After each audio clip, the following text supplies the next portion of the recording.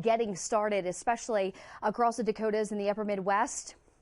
What you will notice here is the watches and warnings and blizzard warnings that are in effect with this incoming storm. As we take you over to look at those warnings and advisories, notice the blizzard warnings encompassing portions of Minnesota, northern Iowa, the Great Lakes region. This is really where that system is going to get a lot stronger over the next 12 to 24 hours, and it is going to cause widespread travel impacts across that area, alongside with halting air travel at some of your major airports across the upper Midwest. So something to be mindful of if you are traveling from Denver International Airport or any other major airport over the next few days. You're going to have to pack your patience because this is going to cause a ripple effect across the country, as we all know, especially leading up to the holiday weekend.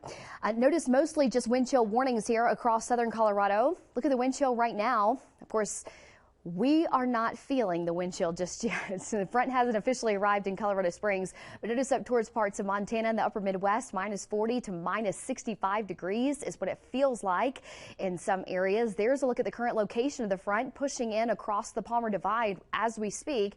Minus 23 is what it feels like in Denver, and minus 16 is what it feels like in Lyman. Wind chill warnings are officially in effect across I-25, the foothills, and the eastern plains, beginning tonight through the day on Thursday.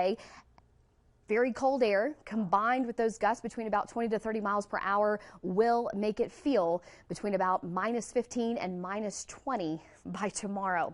Here's a look at the snow forecast. This front is going to bring a quick burst of snow overnight tonight. The snow is not the main story, of course, but we do anticipate some slick conditions late tonight and early tomorrow morning. Snow materializing between 7 and 9 p.m. across the Denver area, pushing across Castle Rock between 8 and 10 p.m. this evening, and a quick little burst of snow between about 8 and midnight across El Paso County, Woodland Park. This will be enough to coat the roads, a quick little inch to 2 inches for our region.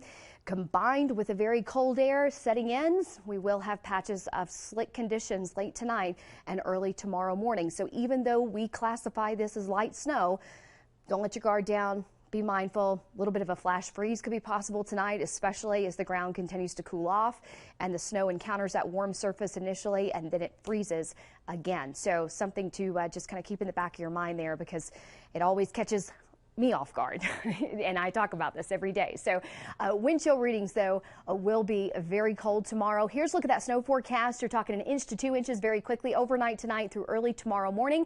Temperatures sub-zero tonight. Wind chill readings even colder. This is a look at those high temperatures for tomorrow. 2 degrees for a high temperature in Colorado Springs. 0 degrees in Denver, 0 in Pueblo. You factor in that strong whipping north wind. This is what it's going to feel like. The biggest impacts in terms of wind chill will be felt up towards Kit Carson County along I-70, Lyman, between about minus 40, minus 35 degrees for that future wind chill. This is at 8 o'clock in the morning, and the winds kicking up here just a bit more. We do expect it to feel a little bit colder. Oftentimes I feel like these wind chill models don't do a very good job at really painting the picture of how cold it's going to feel. I do think we'll approach that minus 15 to minus 20 degrees in terms of wind chill by tomorrow afternoon. Tomorrow night, still very cold. It'll be the coldest night with this front. Of course, temperatures at 12 below zero in El Paso County, 14 below in La Junta, and then we'll finally recover just a little bit on Friday as we get back up into the teens for high temperatures. And then look at this, the weekend for the holidays is looking pretty seasonal. We get back up into the 40s for Monument just in time for Santa Claus. So we are looking at improving conditions pretty quickly. So that is the one silver lining with this system, right? Is it's not going to be here too terribly long. A quick shot of brutal cold, and then we recover as we move through the weekend as highs bounce back into the 40s to near 50 degrees for Colorado Springs. Just limit your outdoor activity tomorrow. Don't go outside if at all possible. We do get back up into the 40s for Pueblo by the holiday weekend, and even near 50 degrees for Canyon City by Saturday. I'm not worried about Santa. He's got a big coat. I think that'll keep him pretty warm. Yeah. He's got a nice beard, too. Yeah. Keep him warm. Another thing to keep in mind during the cold, your four-legged friends. Officials with the CSU Veterinary Medical School recommend most people keep their pets indoors, although the impacts of cold temperatures do vary depending on the size, age, and health of your pet. Some warning signs.